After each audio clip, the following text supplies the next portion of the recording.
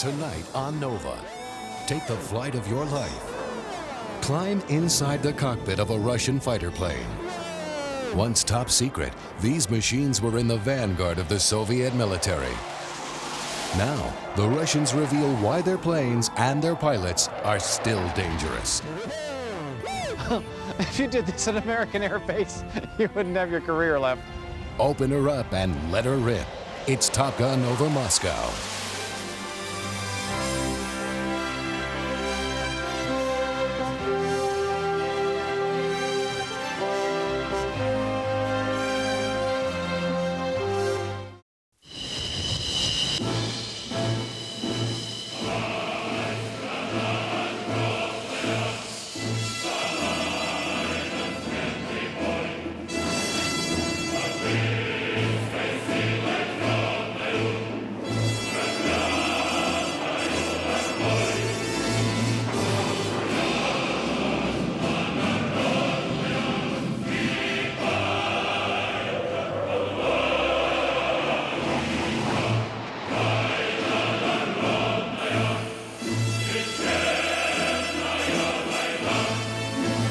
Forged of revolution, 2 world wars, and decades of Cold War fears, these powerful fighter jets were the pride of the Soviet Air Force. Today, they fly for the Russian Federation.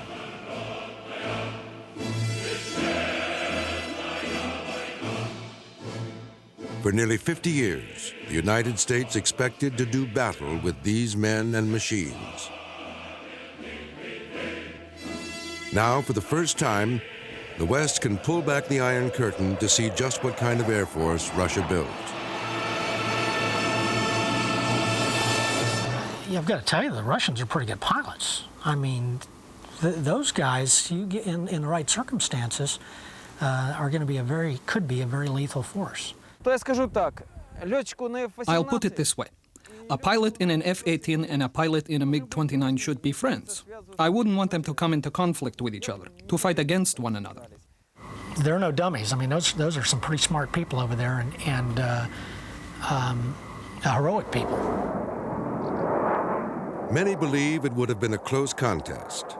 America's jets and pilots against Russia's. But they would have approached the battle very differently. Kind of the whole philosophy of Russian fighters is rugged nature, max performance, passive weapons, ease of maintenance in the field. All those combine into one philosophical bent that is quite different from Western fighters.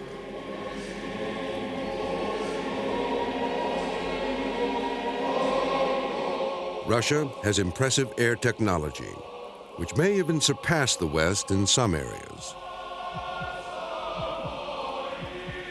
But their way of doing things has a practical, almost primitive side that baffles Western observers.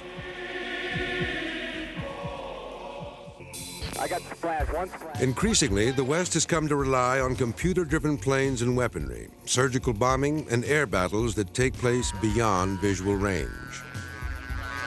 Good kill, good kill! Russia lacks this high level of electronic warfare and is currently in severe economic trouble. Yet, those who study the Russian Air Force say it would be foolish to dismiss them. So I wouldn't count them out. I wouldn't dare count them out, particularly when you have airplanes that are this effective, this combat capable, this rugged. I think the Russians have a real future. American pilot Jeff Ethel has flown over 200 types of military aircraft, including the American F-15, 16, and 18, and the Russian MiG-21 and 29.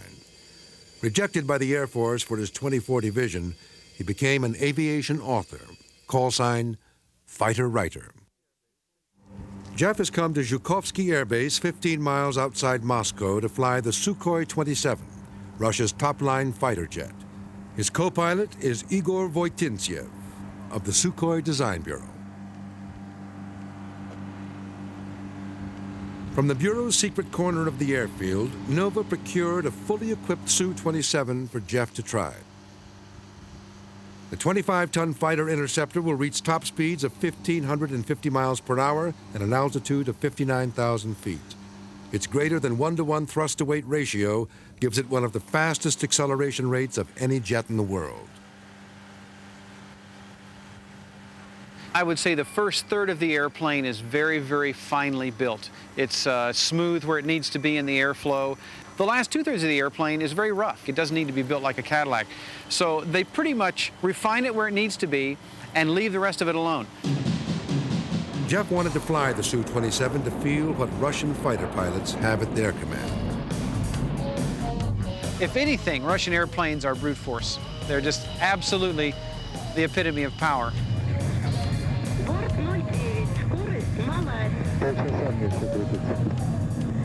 And the first thing we did was a terrific low level.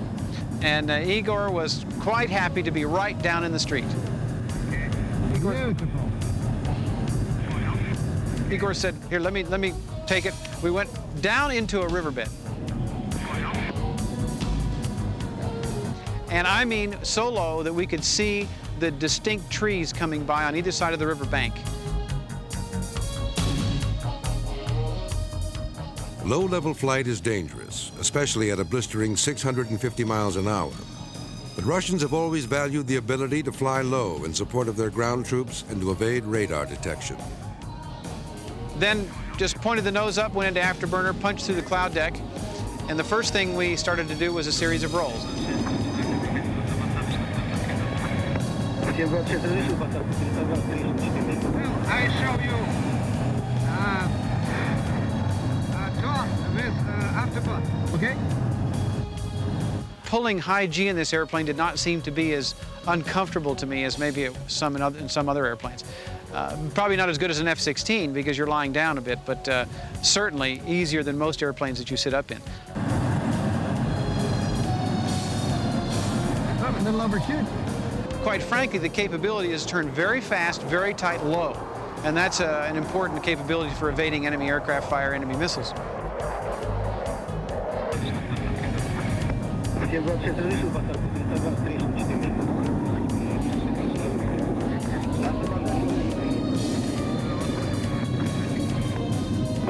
And I said I would like to do a few rolls. He said, fine, we'll just do them over the runway. I said, no, I mean a couple rolls. No, just fly to the runway. I'll give you the heading. And then when you come down, I want you at 50 meters or less. And we'll come down, and then I want you to roll it and pitch up in a half loop for landing. So here we come, roaring across the runway. I mean, zipping along, and I'm figuring I'm pretty low. He says, you're not low enough. So bump the stick a little bit forward, and down we come. And I mean, we were low. Okay. Yes, sir. If you did this at American Air Base, you wouldn't have your career left. There are many striking contrasts between Russian and American air bases, not the least of which is overall appearance. In the United States, daily FOD sweeps for foreign object damage clear the flight line of the smallest bits of litter that could wreck a jet engine. At Russian airfields, metal scrap is tossed in the open. The grass is allowed to grow tall, even on the runways. Birds, lethal to an engine if sucked inside, gather freely in the fields around the tarmac. To the Russians, there is an undeniable logic behind the mess. After all, the field of combat would hardly be cleaner. Walking around a Russian air base is quite a unique experience for an American who is used to seeing everything picked up and nothing that can get in the airplane, and here that isn't the case. It doesn't need to be. Russian jets are designed to perform in less than ideal conditions. Retractable titanium grates protect the engine intakes on the Su-27, 30, and 35. The MiG-29 has doors that automatically shut on its intakes to keep them from inhaling debris. During takeoff and landing, the MiG's engine breathes through slits at the top of the wings. They build airplanes like tanks. The U.S. Air Force and the West builds airplanes like fine watches.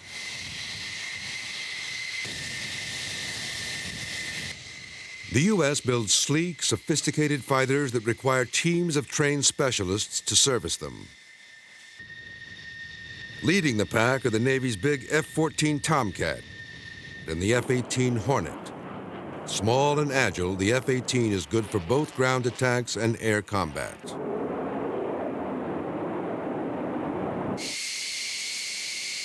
The heavier F-14 carries a larger weapons load and more fuel than the F-18.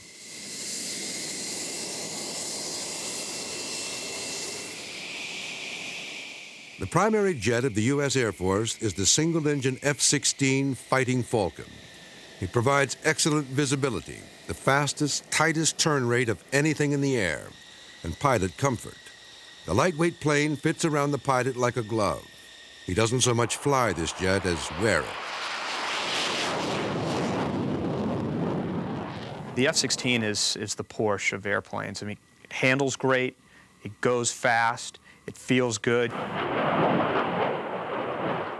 Your seats recline to help you with the G-forces. Everything's right out here like a big video game, and it's a sweet ride. While the Russians admire American planes, they consider them almost too delicate for the rigors of war. Our military aircraft was designed for battle. It's built for war, not to just stand there and look pretty. Here, behind me, you have an example of this. You can't break this plane. You could land it on its fuselage, and they'd come out, pick it up, lower the landing gear, clear the engine, and you could take off again.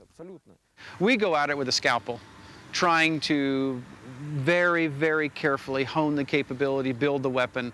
They go at it with a sledgehammer. Two design bureaus, originally under strict control of the Soviet government, are responsible for the look and performance of Russia's top fighter jets. The Mikoyan Bureau created the MiG-29, a small, potent fighter for close-in air duels, and the MiG-31, a long-range interceptor for patrolling Russia's vast borders. From the Sukhoi Bureau came the Su-25, a flying tank for ground support missions.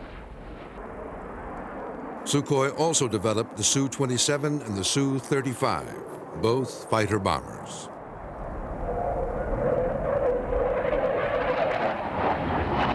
The Russians also claim they have the best ejection seat in the world, seen here in test footage. The seat propels the pilot out and away from the fuselage with a force of 20 Gs, while restraining his arms and legs. You know, it's bad manners here to compare what's mine to what's yours. But when I flew in the F-18, it took half an hour to buckle me into the seat. It's just not practical. In the final analysis, this can really reduce the battle readiness of America's Air Force. Here we just jump in and buckle up. In your planes, one person can't do it himself. You've got hands and legs going everywhere. The Paris Air Show of 1989, the world saw a dramatic demonstration of the Russian ejection seat, when test pilot Anatoly Kovachur bailed out of his crippled MiG-29 at less than 300 feet.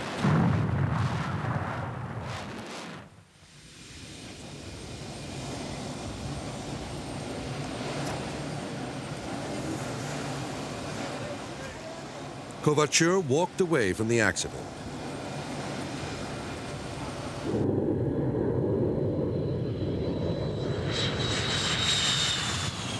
Russian jets also have fire-resistant fuel tanks, which kept this MiG-29 crash on takeoff from exploding into a deadly inferno.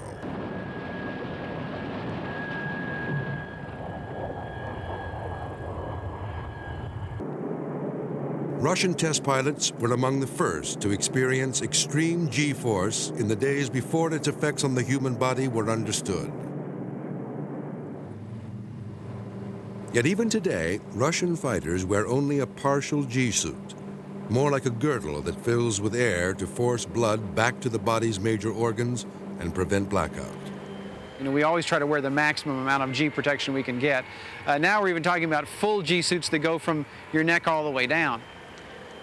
In Russia, there's also maybe a bit more of a, I'd say, a macho attitude toward flying. They sometimes do not wear G-suits in their airplanes. Sometimes wear an abbreviated G-suit. So in the West, we'd probably be a bit shocked at that.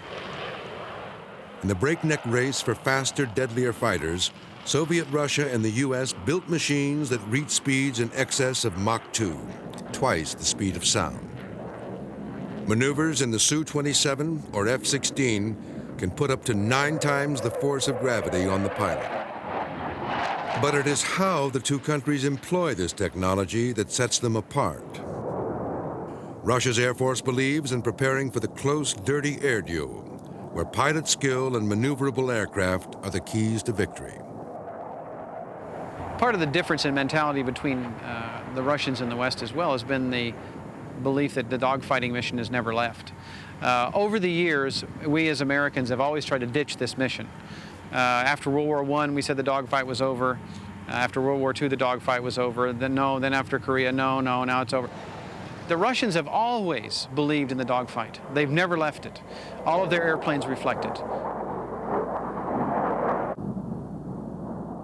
In the West, Russian pilots were often seen as unimaginative flyers, slaves to commands from the ground.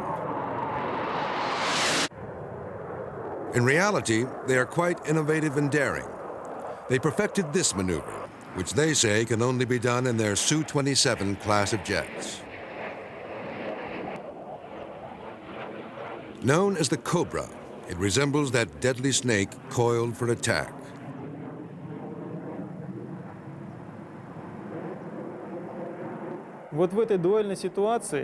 In a duel situation, if two aircraft are closely matched, it's hard to win the duel. The Cobra lets a pilot who's being pursued rise above and slide behind his adversary, thus becoming the pursuer. The designers and pilots hope that with the aid of this Cobra maneuver, this very quick short-term jump to a high angle of attack, we hope to be able to fire a rocket or get into range to use a rocket. It's a last-ditch maneuver. It's something a pilot would do to shake somebody off of his tail. It's very effective for that. But again, it's something we normally don't do in the West. The Cobra recalls an earlier time in Russian history when another, even more heart-stopping maneuver was adopted, the Taran, or deliberately ramming an enemy's airplane.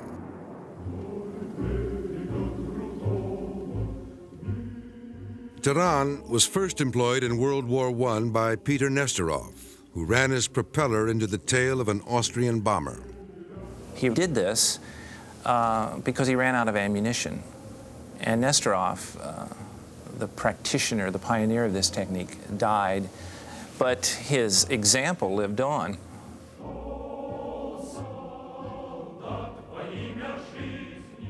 In World War II, which Russian calls the Great Patriotic War, the Taran reappeared.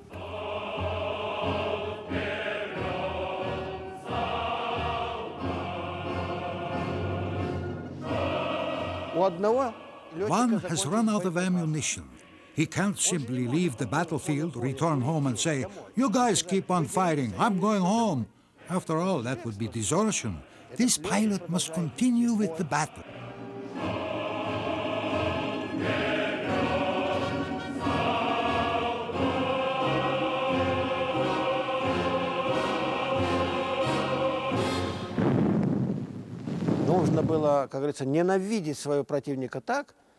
They had to hate their enemy a lot to be capable of doing this, and we call the pilots who were capable of doing this strong in spirit.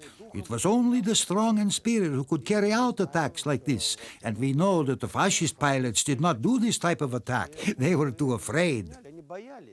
For the Soviets at the beginning of the war, it was a pretty good calculation to take an I-16 fighter, a pre-war obsolete fighter, and ram it into a high-performance modern German bomber. I mean, the trade-off was very compelling. And awaiting you would be the highest award the Soviets gave, Hero of the Soviet Union. The first Taran hero who survived to tell about it was Viktor Talyagin. He later perished in his second Taran attempt. Russia claims over 600 such kills during the war. But Taran was not a suicide mission like the Japanese kamikaze. The Russian is more studied. It has a certain element of desperation about it. It has the same sort of courage the Japanese had, but it has no religious underpinning to it at all. It's kind of an expedient thing to do. It comes out of a calculation that's made in the midst of battle. And most important, it's voluntary. You know, you're not part of a group of Tehran pilots. There were never anything such as that. Russia's was a difficult and bloody path to high technology, through revolution, 2 world wars, and Stalin's purges. Throughout the 20th century, there's always been a tendency in the West, particularly among Anglo-American observers, to discount Russian aeronautical achievements. It was the Russians who invented strategic bombing in World War I, using squadrons of their 4-engine Ilya Muromets biplanes.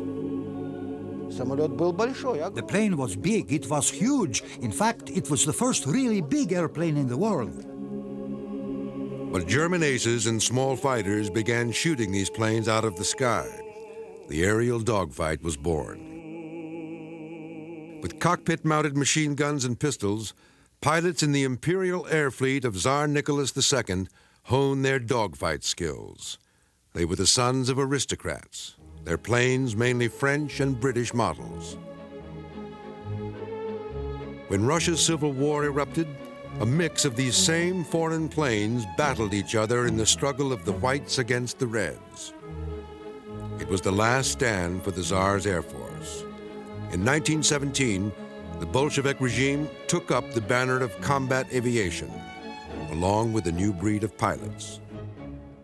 Lenin felt that, like a lot of people did in the 20th century, the airplane was emblematic of everything that was modern. So the Bolsheviks did show an early appreciation of aviation, and later on under Stalin, they of course would showcase it as one of the great achievements of the Bolshevik regime.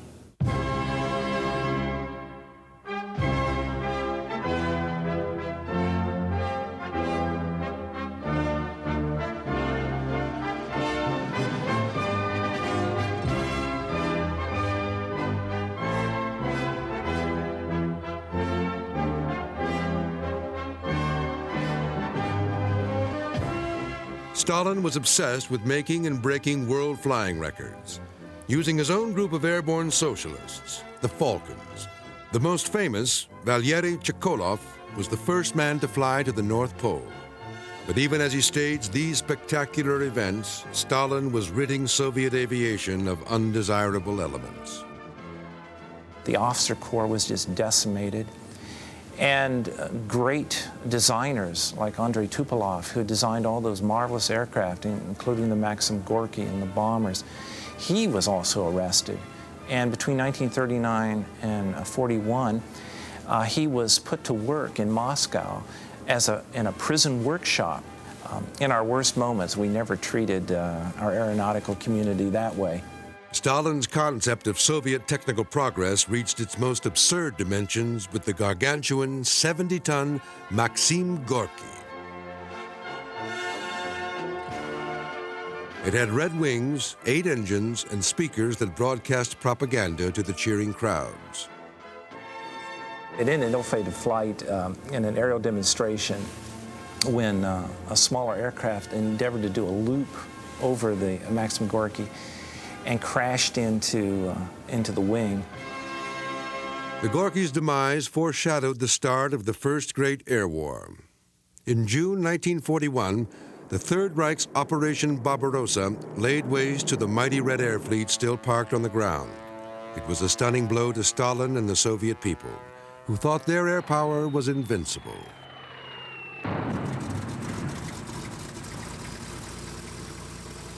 Russia struck back using outdated planes the Luftwaffe had missed. Brave female pilots flying fragile Po-2 biplanes made after-dark bombing raids on German troops camped outside Moscow.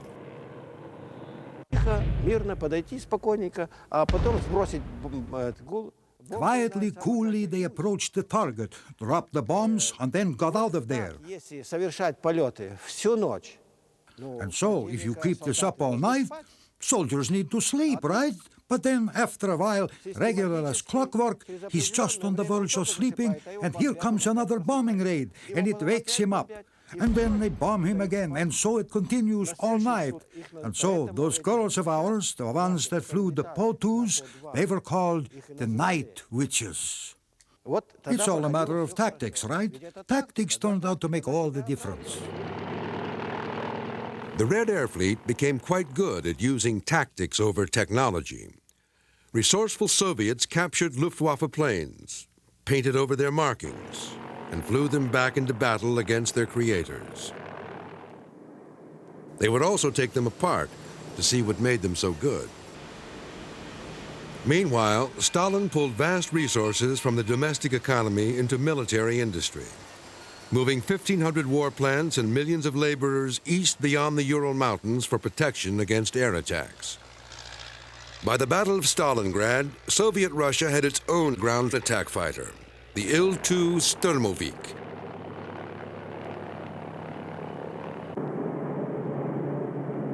Sometimes machine gun fire at oblique angles would just bounce off the aircraft. It was very sturdy, very difficult to shoot down because of its resilience. And this is the very kind of aircraft that the Soviets delighted in using.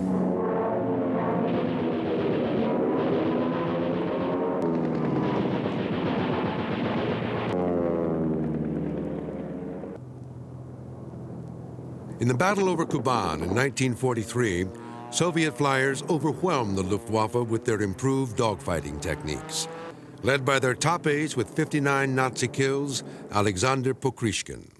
Это не только воздушный боец, который мог вести воздух. He was not just an outstanding aerial dogfighter, a man who knew how to shoot down enemy planes. He was also a great commander. He taught his subordinates how they too could shoot down enemy planes.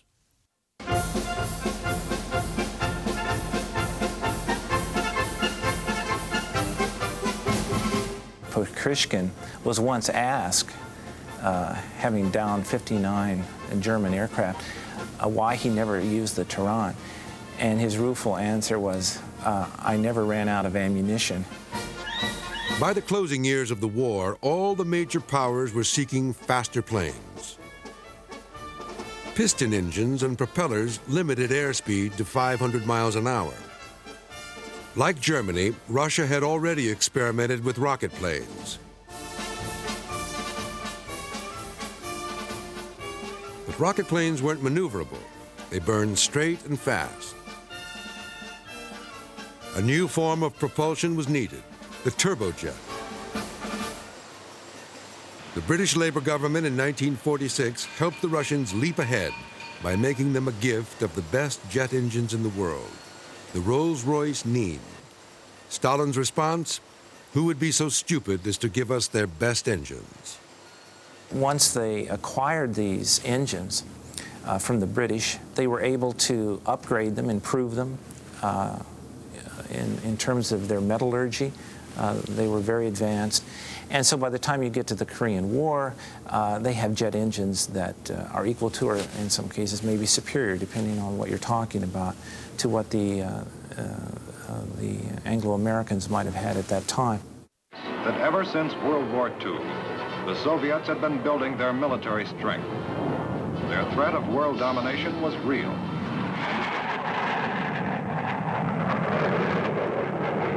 The big shock in Korea was the appearance of a stout, fast, extremely maneuverable fighter jet built by Soviet Russia, the MiG-15. They were flown by North Korean pilots, but their early kill rate against the Americans was astonishing. Now it is known that there were also Russian aces in the cockpits of those MiGs. The Russian participation in the Korean War, even today, is a shadowy episode.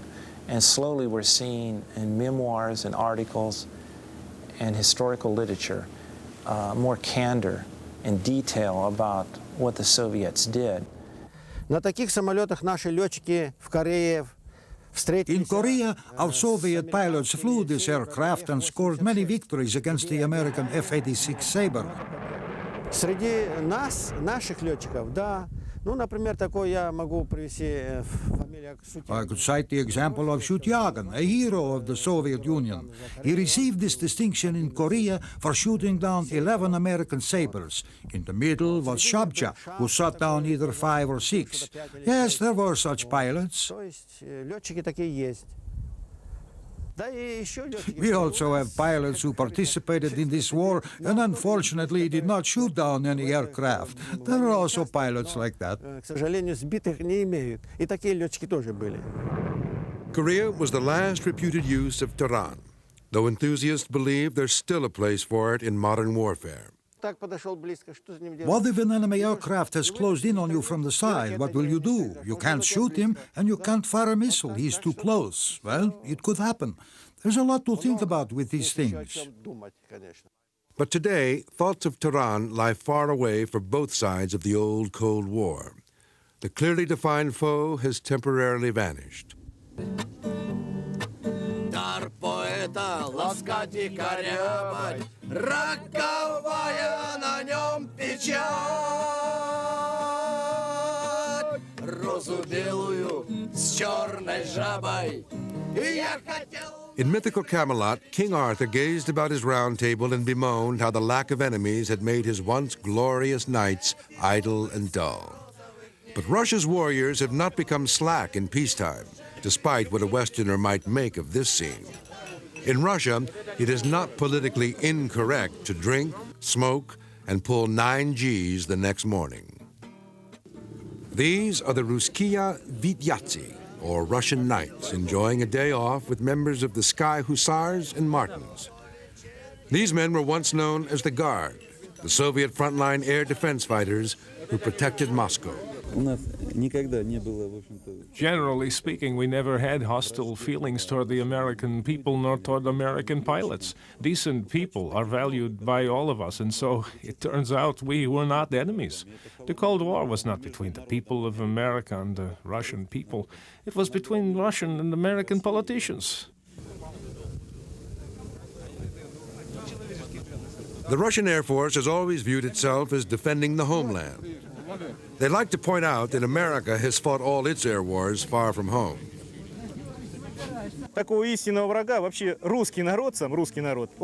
The Russian people never go looking for enemies, because our history has been so very bloody.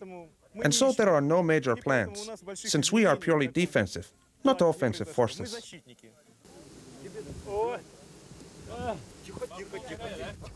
With the Cold War over, these men are relieved old hostilities have ended. But their mission remains unchanged, to guard the skies over Moscow. Their home base is Kubinka, tucked in the countryside west of the capital. Once, this place did not appear on Soviet maps. Westerners were forbidden to visit. Today, security is considerably more relaxed. Since the collapse of Soviet Russia, the biggest problem is money for fuel and getting pilots enough airtime.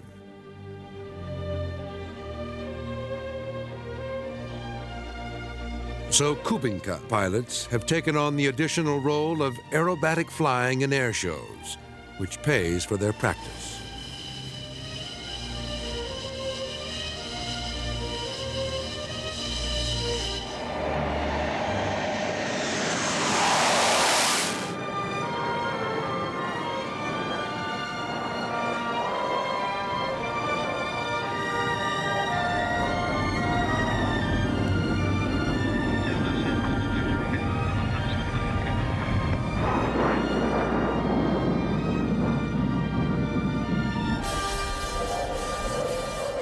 This formation flying is not as innocent as it appears. Unlike the U.S. Navy Blue Angels, who fly special stripped-down F-18s, Kubinka pilots fly the same military jets they would take into battle, and they alternate between aerobatic drills and training for actual combat. I can be flying loop-the-loops here today, and tomorrow I'll be at the military training ground, dropping bombs and firing my cannon.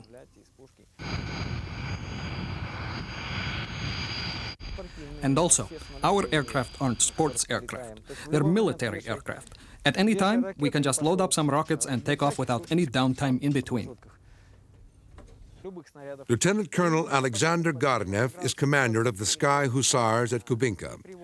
He has reached the highest level a combat pilot can achieve, that of Luchik sniper.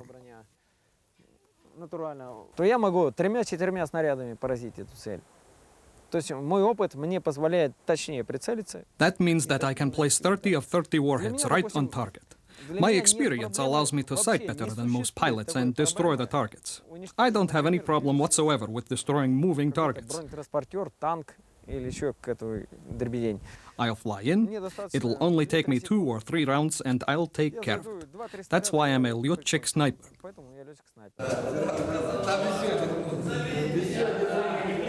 Russian pilots sign on for 25 years of service, as they did in the Soviet Air Force.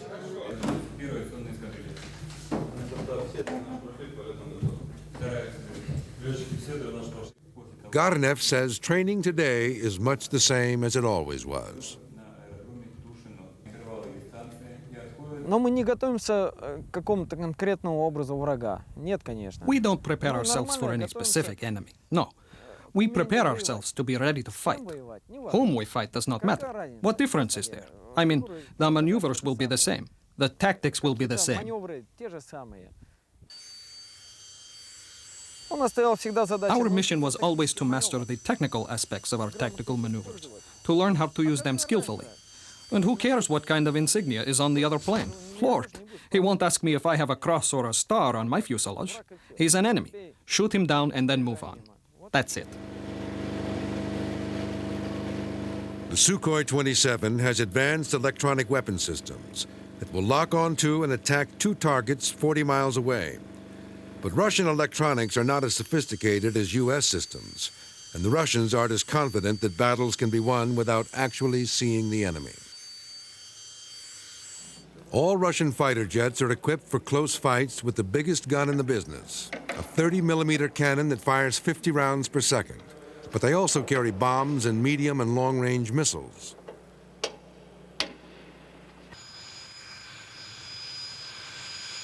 The Russians believe air combat will always degenerate into a tight tangle. So these frontline defense pilots at Kubinka prepare for the inevitable by engaging each other in close contact dogfights.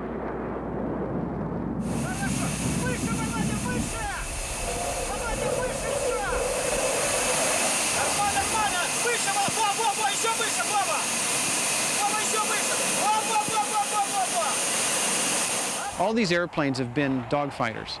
And as of yet, they have not left that mission. I think it's smart because basically once a furball happens, once you get merged in this large fight, you're going to have to visually acquire and outmaneuver your target.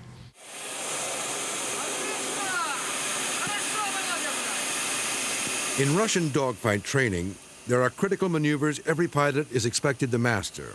One is the kolokol, or bell. As fighters like the MiG-29 or Su-27 move in close for the duel, they lose airspeed and can fall into a tailslide. The bell teaches pilots how to correct this potentially fatal situation.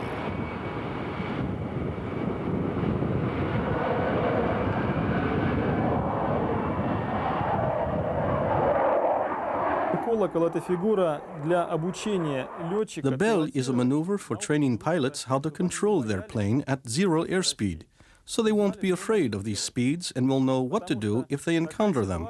This kind of situation, a loss of airspeed, can happen in aerial combat. The jet hangs vertically for what seems like minutes. As gravity pulls the plane earthward, the pilot tips the nose down, then maneuvers for recovery.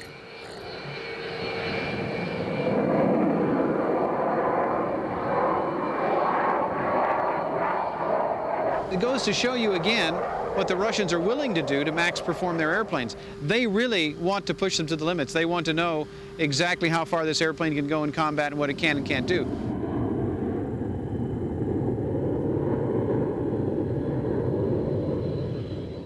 Though now at peace with the Russians, America and its NATO allies still eye them with caution. That's because Russia is selling jets and training pilots for countries not friendly with the West. I don't trust anybody unless they're wearing the stars and stripes. I mean, you just don't know who your enemies are going to be tomorrow, the day after tomorrow.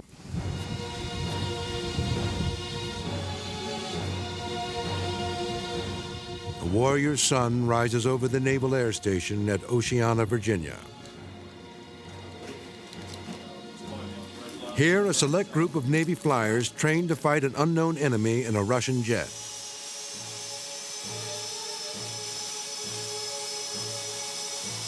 The so-called adversaries at Oceana fly Navy F-18s, painted to look like the Russian MiG-29 Fulcrum. But the tail logo is a vaguely Arabic symbol, a reminder of the Gulf War where U.S. forces faced predominantly Soviet technology. Our worst nightmare, if you will, of going head-to-head with the Soviets, which would certainly be bloody and painful, has been diminished, but there's still plenty of other things going on. It can be pretty scary. And all it takes is for one MiG-29 out there to shoot at you, and it could ruin your whole day. 13 miles. Fox 1. Oh, Jesus. The Western dogfight differs from Russia's in that it relies on electronic surveillance and weapon systems to engage the enemy beyond visual range. Good hit on one. In other words, we want to just fire our weapons and kill him before he even knows we're there. Certainly you need high technology. You need equipment that's going to work right. You need to be able to reach out and touch somebody. But what you can't forget is that you have to be able to train. Like Russia, the U.S. military is having trouble paying for fighter training.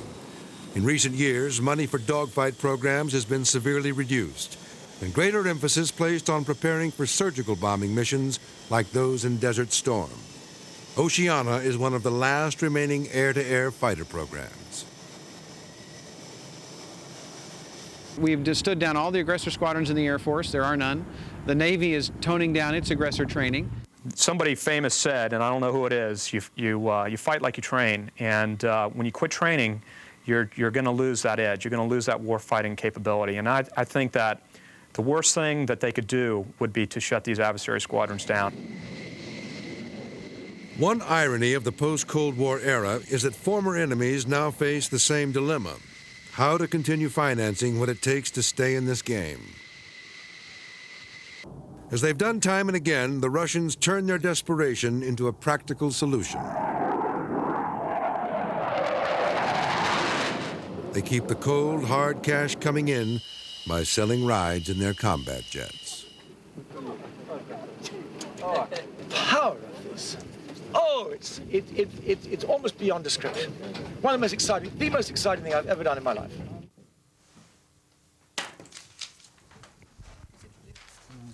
The sacred realm of the Russian fighter pilot is being invaded by Western thrill seekers.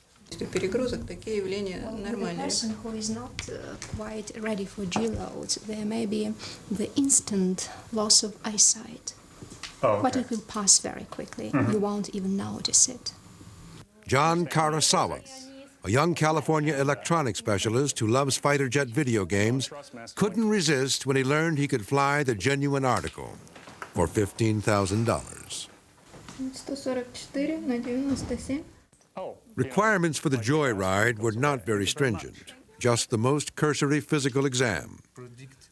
Then a briefing from pilot Alex Garneyev, which assured the student of a gut-wrenching ride. Okay. Immelman is you make first half of the loop and then half roll. This is Immelman. And so on. Okay. All others I'll explain you. Okay. We'll mention the order of ejection once more, and then we'll fly. Okay. If you're ready, we'll go and change. I think so.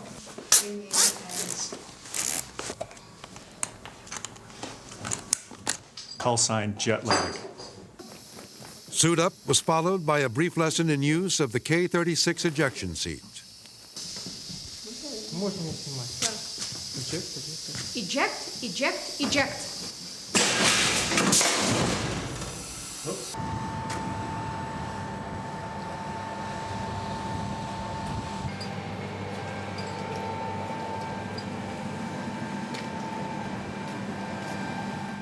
With John buckled into the cockpit, there was one small final detail: signing the release form.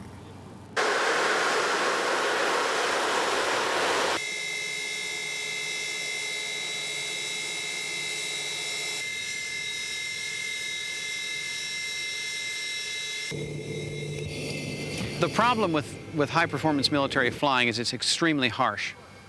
You're looking at an environment that no human being was meant to be stuck in. And just the acceleration alone of going down the runway will put your stomach in the back of the airplane.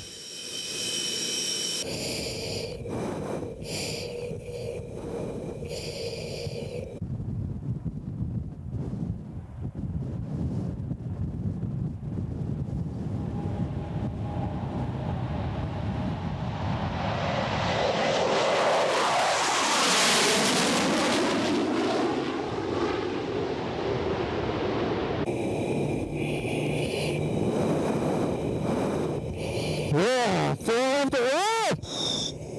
Yeah, 5 G's! Woo! Woo!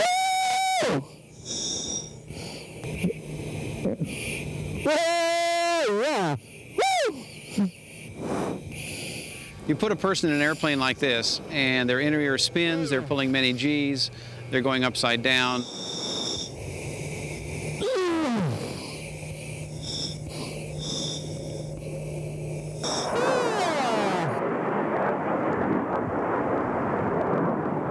The afterburner, when you light it, it just absolutely thumps you in the back, kicks in, immediately presses you into the back of the seat, and off you go. It's like being thrown out of a slingshot.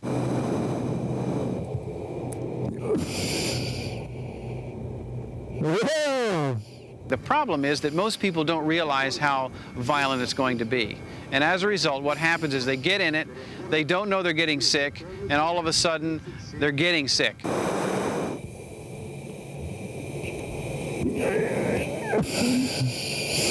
And before you know it, they're back there. Then, a little too late, they're throwing up in a mask. And I call this kind of the zoom, boom, throw up in your helmet ride, which is a terrible thing to do to a human being, really. Whoa! Yeah!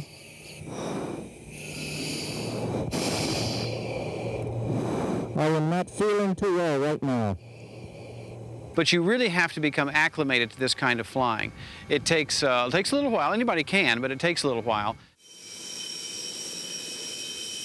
I will say this, at first it seems like a blur, but after you're through, you know you've done something that's quite unique. I'm a little bit woozy. I don't know if I can get out of the plane just yet.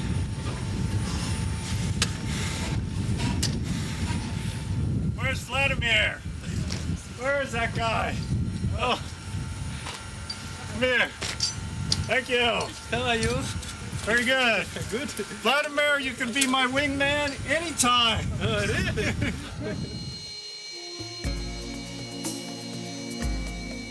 Along with selling rides, Russia makes money selling modified Su-27s to clients like the United Arab Emirates and Malaysia. China just arranged to buy 72 of these advanced fighters as a prelude to licensing their production. The smaller MiG-29 has even more customers. Over 1,000 have been given to the Ukraine by treaty or sold to countries like Pakistan, Iraq, Peru, Cuba, and Vietnam. And it's not just planes Russia's peddling. It's some awesome firepower as well. Not only MiG-29 and the Su-27, but they are now working hard to provide all those modern weapon systems for such old aircraft as MiG-21, because there are over 4,000 MiG-21s all over the world. And if somebody modifies it and establishes new weapon systems, it becomes almost as effective as, say, F-16. Russia is already flying their new Su-35. A 27 with improved electronics, a new wing edge, and canards under the nose for more violent turning capability. And rumor has it, Russia is also working on its next generation MiG fighter, which could incorporate stealth features similar to the American F-117 or F-22. Some new technologies are coming, and they're very close. which will allow also to change the whole conception of a maneuverable fighter.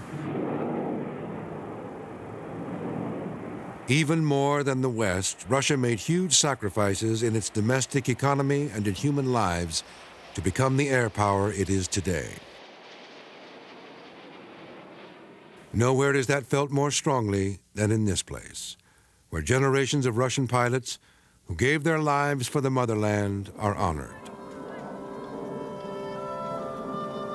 This is the memorial cemetery in Zhukovsky. This is a holy place in the town. This is the place where test pilots are buried.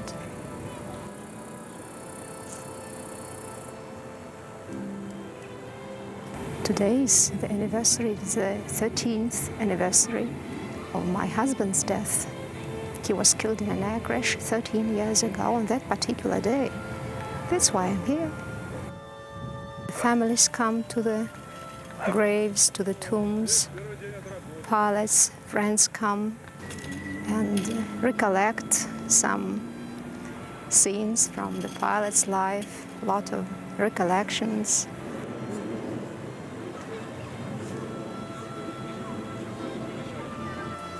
And traditionally, they drink vodka, wine, well, and eat something. Well, this is the tradition. If something is left in the glass, well, usually they leave just several drops of vodka at the bottom, and then they pour it on the grave. A final toast to fallen comrades, a universal gesture repeated countless times since the dawn of combat aviation by pilots of all nations.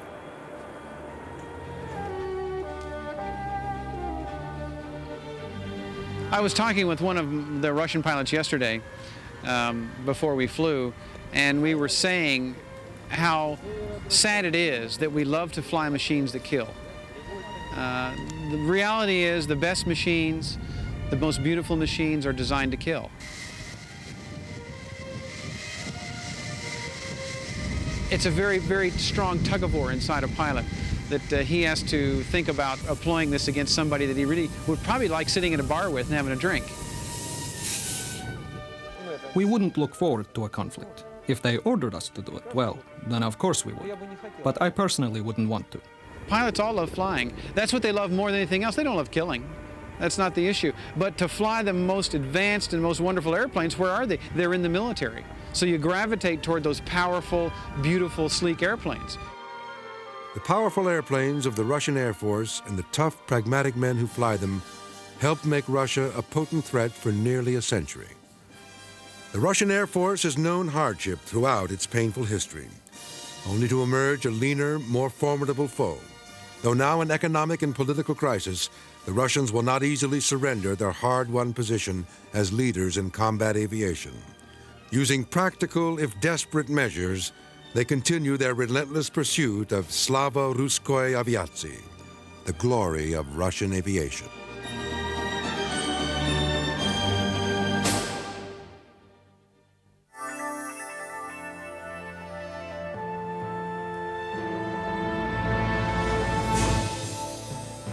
Blistering speeds, death-defying maneuvers. Nova Online takes you inside the cockpit of a Russian fighter plane. Target pbs.org.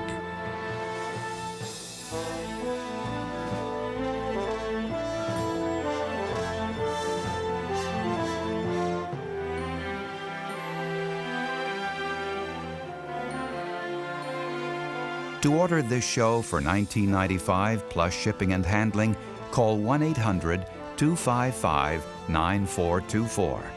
And to learn more about how science can reveal the truth and solve the mysteries of our world, ask about our many other NOVA videos. Next time on Nova. I really didn't know what was going on until the thing started shaking me really hard. His mouth just opened up and his jaw actually just came out of his mouth. You pretty much know exactly what it is. It's something wanting to eat you, you know, and you want to get the hell out of there. Shark Attack.